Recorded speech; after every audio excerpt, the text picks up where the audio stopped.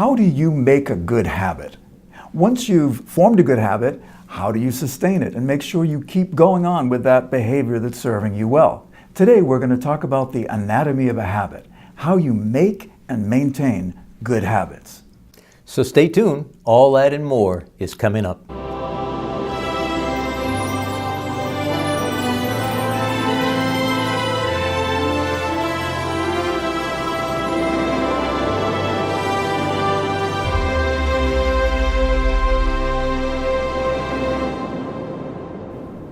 I'm Kevin Patterson, and this is Living with a Purpose Academy, where we help you find and grow your passion and achieve your goals. On this channel, I joined personal development coach and CEO of Leadership Dynamics Incorporated, Paul Brown, and we give you practical tips and tools on how to turn your dreams into reality. So today, we're talking about how to build and sustain good habits. Paul, tell us a little bit about habit development, the anatomy of a habit. Well, you know, Kevin, I recently read a wonderful book that does one of the best jobs that I have seen in terms of talking about the anatomy of habit. The book is really based on some research that was done at MIT, and it really talked about the neurological habit loop consisting of three major components.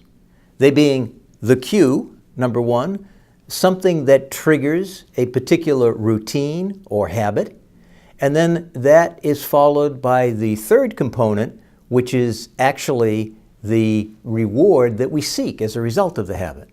So the three components, once again, are the cue, the routine that we use, and the reward that we are seeking. Now, you know, the fact of the matter is that all of us would like to be able to develop new habits. It's much easier said than done. But I've got to give you a little personal analogy in terms of developing habits. I was 30 years old. I can remember this very distinctly. I had been an athlete, and I had gotten out of shape after I had gotten married and gained quite a bit of weight. And one night I was actually sitting in my office realizing that I didn't feel as well as I wanted to feel. And so I decided at that particular point that I had had enough and that I was going to get back into condition. And so what I did is I set a very realistic goal, something that I knew that I could do. I decided that I would exercise for 10 hours a month. And I began my program. I did it for 6 months. At the end of the 6-month period of time, I had developed the endurance, the ability to maintain that habit of 10 hours, and I increased my exercise to 15 hours a month. I did that for another 6 months. I went to 20 hours, 25, 30 hours. And for the rest of my life, I have maintained a minimum of 30 hours of what I call safe exercise every month. Strength, agility, flexibility, and endurance. Now, what I was really looking for is the reward of feeling more energetic. I was interested in being able to feel well, because I recognized that I wasn't feeling well when I was overweight.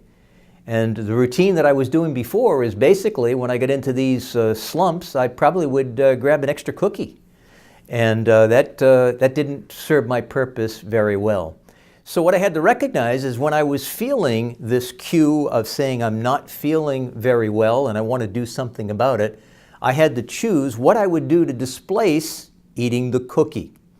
And what I chose to do is I began by simply walking around outside for, a quarter of a mile initially, and then getting to a half mile, and then getting up to 3/4 of a mile and a mile, and worked my way up eventually that I was running consistently 10Ks, 5Ks, and I was getting back into excellent condition.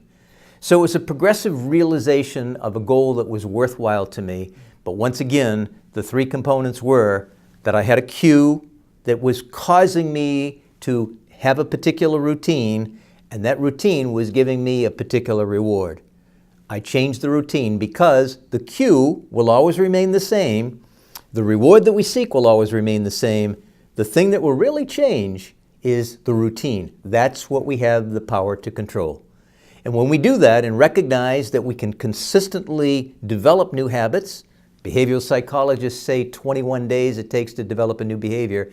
But as I demonstrated in my personal story, I felt that I needed to do that behavior for at least a 6-month period of time to be able to really own that behavior.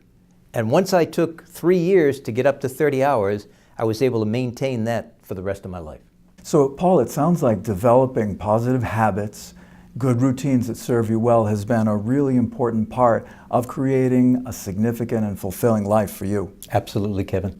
If you'd like to know more about creating a life of significance, I highly recommend Paul Brown's new book, Kevin, I just happen to have a copy with me. 7 Steps to a Life of Significance. You can click on the link in the description below to purchase the Amazon Kindle edition. I'm Kevin Patterson. And I'm Paul Brown. And this is Living with a Purpose Academy. If you enjoyed this video, remember to like it. If you know of someone else who could benefit from these ideas, then share it with them. And if you'd like more content like this, remember to subscribe. And we'll see you in the next video. Make it a great day.